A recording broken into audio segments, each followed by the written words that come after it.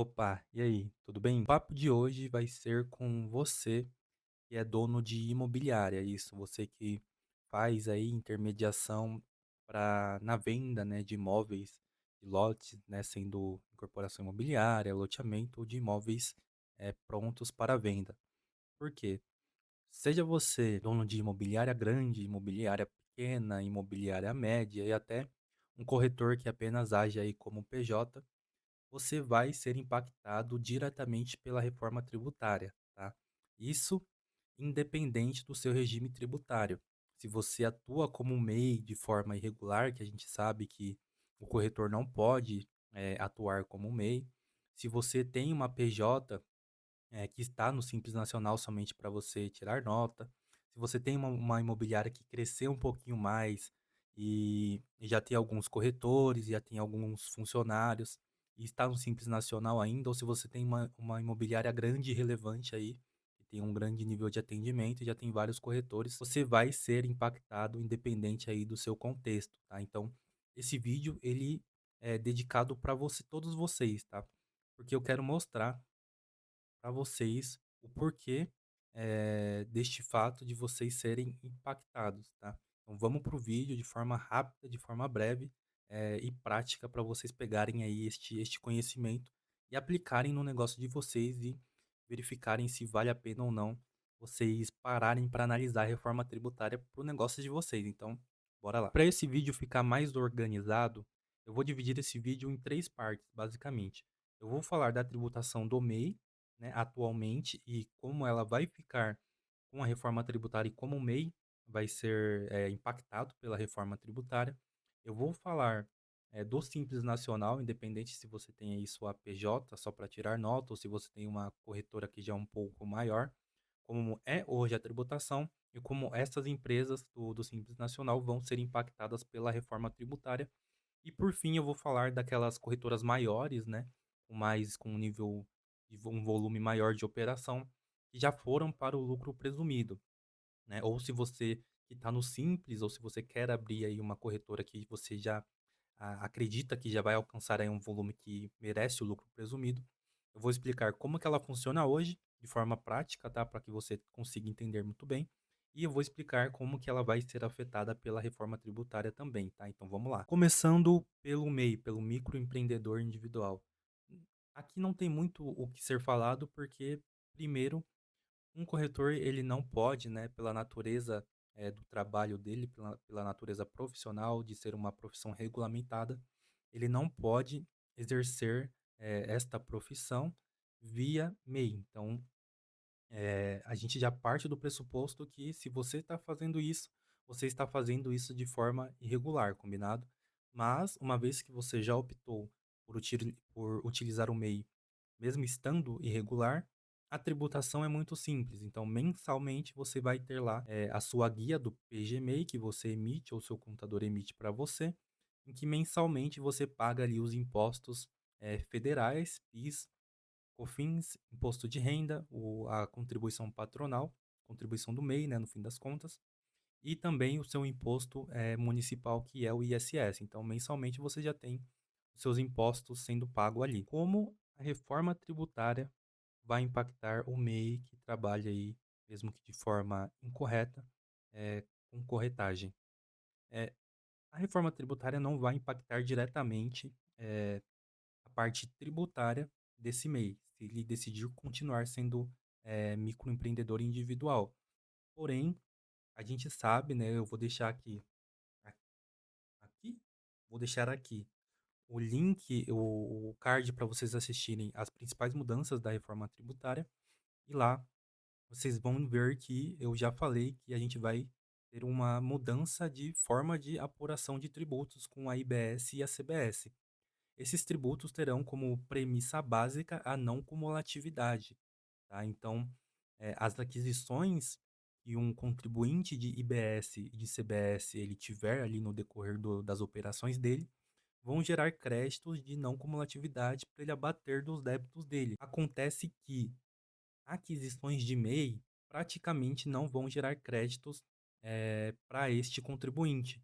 Então, você que presta, você é corretor MEI que presta serviços para esses contribuintes, para essas pessoas jurídicas que serão contribuintes de IBS, de CBS, fique ciente, de certa forma você vai ficar mais pesado, tá, para eles, do ponto de vista tributário, já que eles vão ter um insumo com o seu serviço, eles vão ter um gasto com o seu serviço e ele não vai gerar crédito, tá? Então, pode ser que o fato de você ser MEI no momento em que a reforma tributária estiver em vigência completa possa pesar muito no momento deles decidirem se eles vão fechar um negócio, uma parceria, um contrato com você ou não.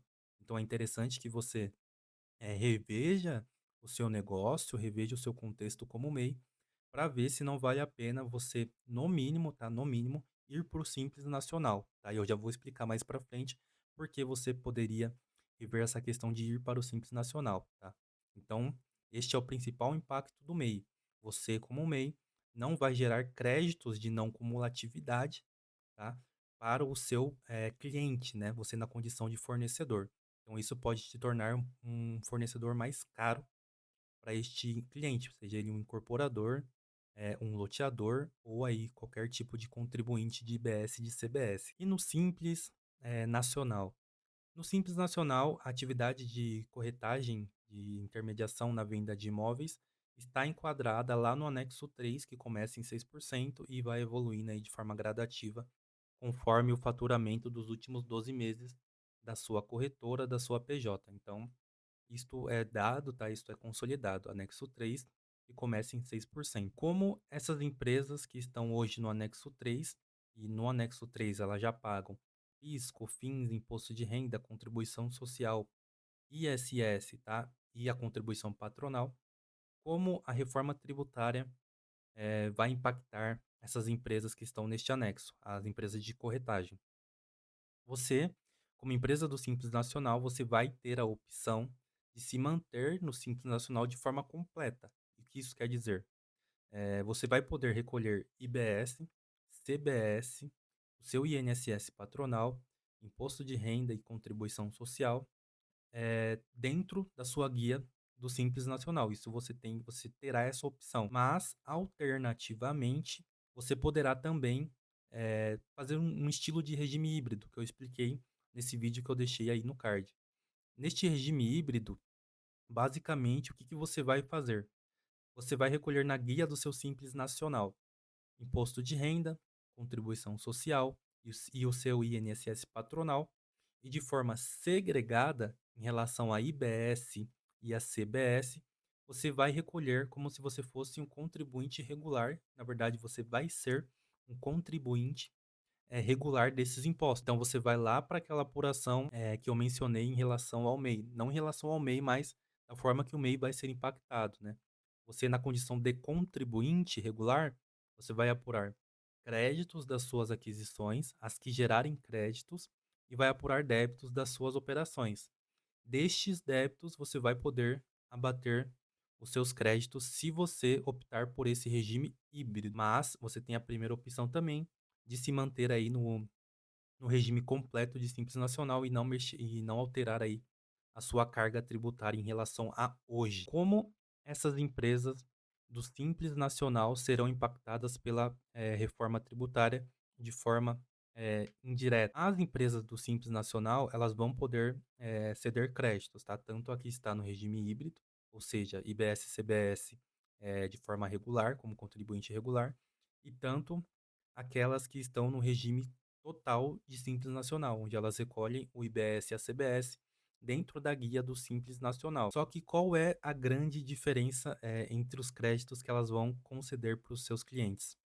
A empresa que escolher o regime total do Simples Nacional, ela só vai poder conceder o crédito equivalente ao valor que ela recolher na guia do Simples Nacional. E a gente sabe que, por o Simples Nacional ser um benefício fiscal, este valor ele vai ser muito menor do que o valor que a gente prevê para as empresas do lucro presumido e do lucro real, por exemplo.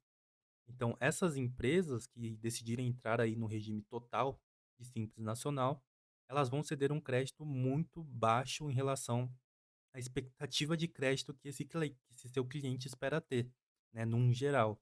Então talvez, fique mais pesado para você em relação a clientes que são contribuintes, de fechar negócio com esses clientes se a questão de créditos for algo muito relevante, tá. Então, pelo contrário, são para as empresas aí do Simples Nacional que decidirem utilizar o regime híbrido, porque essas empresas, como elas vão recolher o valor de IBS, de CBS cheio, né, mesmo que tenha a redução de alíquota do regime específico de bens imóveis, e eu vou explicar isso no próximo vídeo de forma mais aprofundada, essas empresas vão recolher o IBS e a CBS como contribuintes regulares desses tributos. Então, elas vão oferecer para os seus clientes, incorporadores, loteadores e demais clientes, uma possibilidade muito maior de créditos do que a empresa com regime total de Simples Nacional. Então, isso é algo que você, corretor que está no Simples Nacional, seja PJ, como eu falei, ou se você tem uma corretora pequena, precisa calcular, precisa estudar para ver qual é o contexto que vale mais a pena para você, né? Porque talvez você esteja num contexto onde você não faz muitos negócios com empresas que vão precisar tomar crédito. Talvez você faça mais negócios com pessoas físicas que não vão ser aí contribuintes de IBS e CBS. Então, nesse cenário, por exemplo, faz muito mais sentido você continuar no seu regime normal de Simples Nacional, que talvez a tua carga tributária seja, mais baixa, seja mais condizente com a realidade do seu negócio. Mas, por exemplo, se você já é uma imobiliária do Simples Nacional e presta muitos, serviços para empresas que são do lucro presumido, do lucro real, talvez valha a pena, no mínimo valha a pena, você verificar como seria o seu cenário se você se tornasse uma contribuinte regular de IBS e de CBS, para você ceder mais créditos para esses seus clientes. E aí, corretor, dono de corretora, tá gostando desse conteúdo? Ele tá fazendo sentido para você de alguma forma? Se estiver, eu vou pedir para você deixar um like aqui embaixo para ajudar no crescimento do canal, para ajudar o YouTube a entregar esse vídeo para mais pessoas. Comenta aqui embaixo o que que você está achando ou se você ficou com alguma dúvida que eu vou responder. Eu pessoalmente vou responder a sua dúvida, tá? Se inscreve no canal para você não perder os próximos vídeos sobre corretagem, sobre reforma tributária. Compartilha esse vídeo com aquele seu amigo corretor, aquela sua amiga corretora que precisam saber deste conhecimento. E as corretoras do lucro presumido?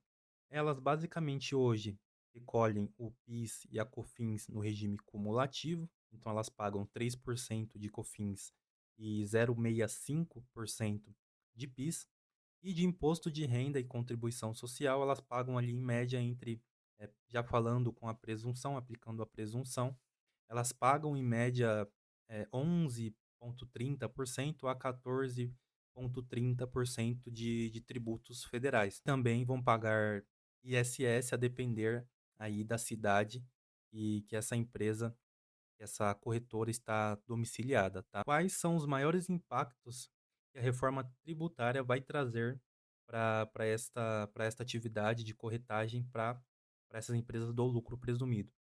A primeira coisa é que vai morrer a questão da apuração de PIS e COFINS na forma cumulativa. Como eu falei no vídeo que eu vou deixar aqui, a gente vai ter aí uma nova forma de se apurar tributos sobre o consumo, com a entrada da IBS e da CBS. Então, esta imobiliária, ela vai passar a apurar débitos das suas apurações, falando de tributos sobre o consumo especificamente, tá? Imposto de renda e contribuição social. Enquanto não houver uma reforma da renda que impacte esses tributos, continua a mesma coisa. Mas para os tributos sobre o consumo, então, ISS, PIS e COFINS que saíram de cena e IBS e CBS que entraram, essa empresa vai começar a apurar débitos das suas operações, das suas corretagens e créditos dos seus insumos. Então, se antes você, corretora, já era muito importante para um incorporador, para um loteador em relação à comercialização das unidades, agora você que está no lucro presumido e vai passar aí a apurar IBS e CBS de forma regular, você vai começar a ceder créditos para esses seus clientes. Então, você passa a ser uma figura, um componente ainda mais importante, no planejamento de um empreendimento. Então, agora que você vai ganhar mais importância para incorporadores e loteadores, já que você vai dar créditos para eles abaterem do imposto dele, faz muito sentido você passar a planejar mais esses contratos que você fecha, passar a negociar mais, os valores destes contratos, porque tudo isso vai ter um impacto financeiro no seu bolso, tá, e no bolso dos seus clientes que são aí do lucro presumido e do lucro real. Em relação aos seus fornecedores também, porque as suas aquisições, elas vão dar direito a crédito. Então você tem que buscar aí aquisições, na medida do possível, e vão te dar aí o maior crédito possível dentro da lei. Então, se você tem muitos fornecedores que estão no Simples Nacional, ou MEI, ou pessoas físicas que não são contribuintes de IBS e CBS de forma regular, talvez, tá? Talvez você tenha aí uma carga tributária um pouco maior do que o esperado. Por quê? Porque você vai ter um débito lá de 14, 15% sobre a sua operação só para o consumo, tá? Essa alíquota que eu falei é considerando a redução da alíquota, que eu vou explicar para vocês no próximo vídeo de forma mais aprofundada. E estimando, tá, uma alíquota total, aí eu digo entre 14 e 15%. E se você tiver poucos créditos, pagando aí a alíquota cheia ou com a redução da alíquota, a tendência é que a sua carga, tributária, a sua carga efetiva, fique muito mais próxima da sua alíquota do seu débito, daqueles 14, 15%.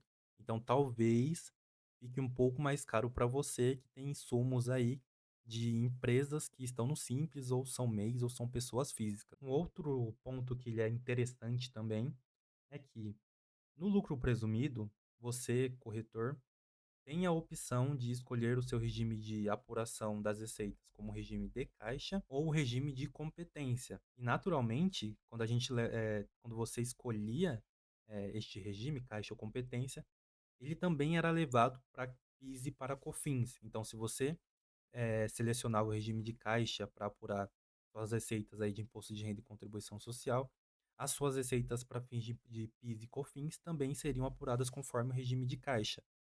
Acontece que agora a gente vai ter uma mudança, tá? Para fins de imposto de renda e contribuição social, você ainda vai poder escolher o seu regime de apuração.